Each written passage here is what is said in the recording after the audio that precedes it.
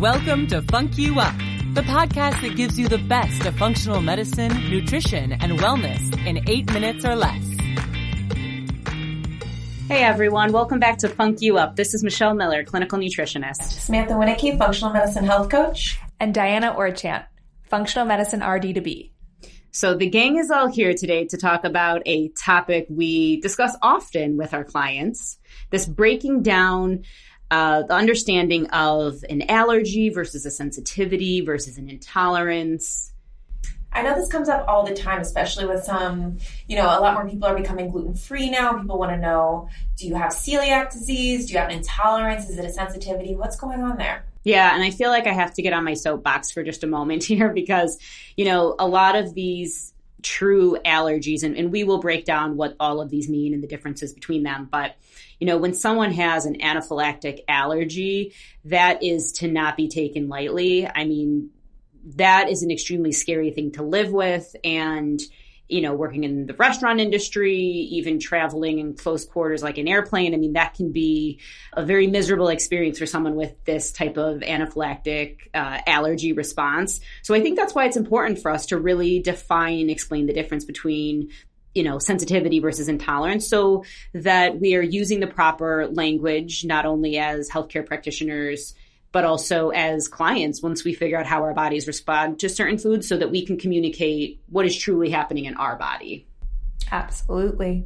So let's break this down a little bit. So the way that we typically group together the different types of reactions you can have, we usually use the terminology IgE, IgA, IgG. So let's take that back a little bit. What do those mean? So all of these are technically immunoglobulins, which are antibodies, which also are proteins that are made by our immune system in order to fight invaders. Beautiful. So these little proteins, our immune system says, you guys are going to be the army and you're going to attack all the bad stuff that comes into our system. Exactly. So then what's the difference between when we hear about these different types of immunoglobulins? Yeah, so IgA and IgG reactions are known as delayed response reactions, and those are also food sensitivities. Gotcha. So IgA, IgG, food sensitivities. Yep. And IgE are more immediate responses, and they are considered a true food allergy. So I like to think of it as IgE, food allergy. I love that. So sweet little Billy who can't have peanuts because he'd have an anaphylactic response, he has an IgE allergy to peanuts. So there's an IgE, immunoglobulin E response to the peanut protein. And when his body has peanuts, an allergy response happens and they attack it. And something like, with anaphylactic response, his throat could close up. It's a very scary reaction. And it's not even dose related, right? So if there's just one peanut that he has consumed, that reaction could happen. But not everyone that has an allergy, IgE allergy, has an anaphylactic response. Yeah, some people just have like a tingly mouth or a rash that shows up. It's usually more immediate as opposed to a food sensitivity, which can be a little bit more delayed. Okay, so with allergy, we think about like getting tested by a true allergist. Maybe you've had blood work done. Maybe you've had a skin test done. Those are always lovely. But in our office, we will often run IgE levels because this is the true allergy response. We'll often just test this in the blood and then we'll refer out to an allergist if we need more information. But this is where we're seeing basically this histamine response, and we're able to kind of measure the degree of this IgE allergy response through testing. This is something we can find out. Okay, so then we covered the IgE, food allergy.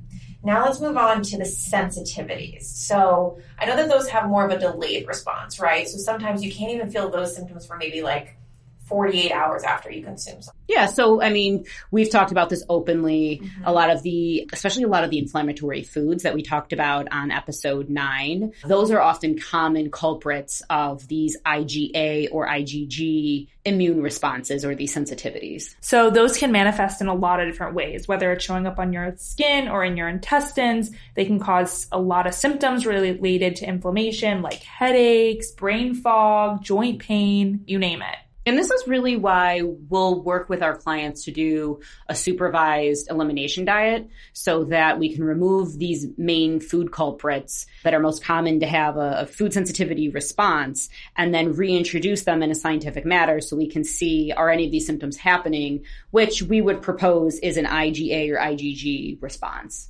And you can do testing for this too. You can test to see if you're having either one of those responses, but I know there are a couple of pitfalls to doing those sorts of tests. Yeah, so there actually are a good amount of pitfalls to some of this testing. Mainly that if you have a leaky gut, so your gut's really permeable, it's not intact, so different proteins are leaking through, causing an immune response. You could get it from having an activated immune system because you're really sick with something like food poisoning. It could be from having a histamine response of any sort.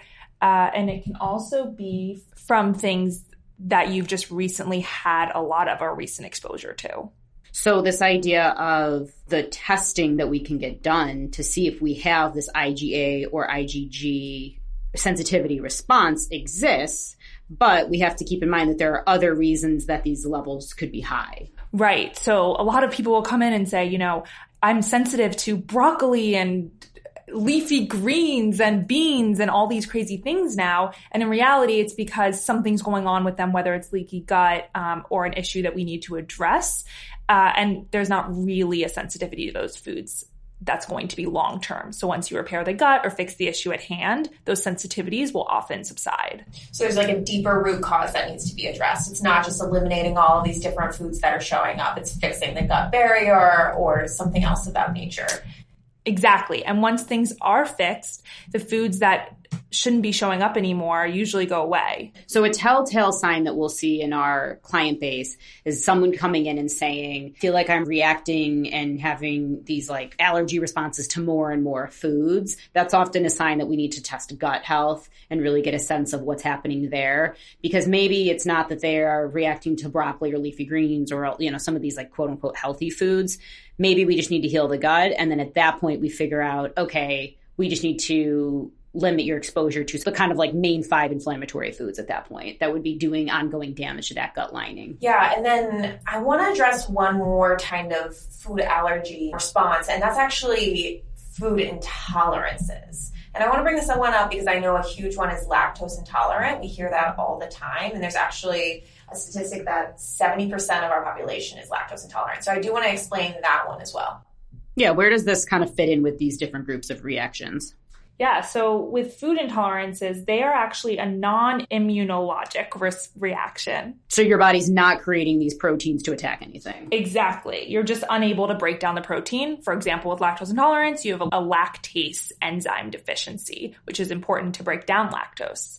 But with different food intolerances, you can usually handle a certain amount to a certain threshold. Which is why you can take, what's the lactose intolerant pill? Lactate. You could take that and still be able to handle some lactose. Yeah, you can take that because it is the lactase enzyme that helps break it down. But if you don't take it, then some people can have like a little bit of cheese or a teeny bit of yogurt and they're okay. Gotcha. Depends on how much you're eating. Yeah. Okay. Now, I do want to state that we are purposefully not addressing major issues like mast cell activation or histamine intolerance. Those are larger issues at play here, which are messing with our reactions to foods and in our environment around us. And we will get into those deeper in future episodes. But we do hear so often, you know, oh, I'm avoiding gluten, or I'm allergic to dairy, or I'm soy intolerant. We just want you using the proper verbiage when you're out in the world. And also, if there are any health care practitioners that are listening to this, we want you using the proper language with your patients too, because again, there is a major difference between an allergy, a sensitivity, and intolerance. And it's important for us to know how to address those cases based on which one we're dealing with. All right. Thank you so much for listening to our podcast today. If you guys have any questions, feel free to reach out. You can find us on Instagram at Physiologic NYC or send us an email at funkyouup@physiologicnyc.com, FUNC you up at physiologicnyc.com.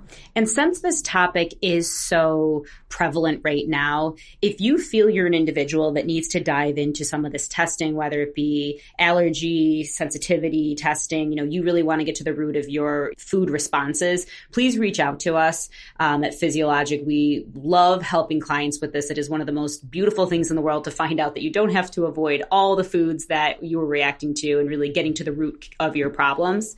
Also, feel free to reach out and connect with us on my personal Instagram, MichelleMiller_MSACN, where we will have ongoing content with great topics just like this. Catch you next time. You've been listening to Funk You Up. Be sure to like, review, and subscribe for more daily tips on living well.